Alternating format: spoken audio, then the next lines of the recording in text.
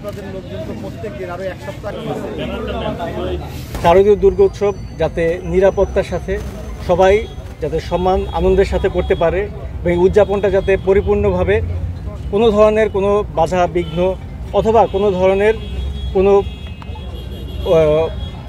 অন্য কোনো ধরনের প্রভাব বা যে কোনো কারণে যাতে এটাতে কোনো ধরনের সমস্যা না হয় সেটা নিরাপত্তা নিশ্চিত করার জন্য বাংলাদেশ নৌবাহিনী অন্যান্য সশস্ত্র বাহিনীর সাথে কাঁধে কাঁধ মিলিয়ে কাজ করে যাচ্ছে এবং আমরা অঙ্গীকারবদ্ধ যে নিরাপত্তা সঠিকভাবে এবং সুন্দরভাবে নিশ্চিত করে সবাই যাতে এটা উপভোগ করতে পারে। আমরা অন্যান্য আইনশৃঙ্খলা রক্ষাকারী বাহিনীর সাথে যৌথ বাহিনী একই সাথে টহল করে যাচ্ছি এবং দিনরাত 24 ঘন্টা আমাদের টহল বিভিন্নভাবে আমরা করে যাচ্ছি। কয়েকটি স্তর বিশিষ্ট নিরাপত্তা আমরা নিয়েছি।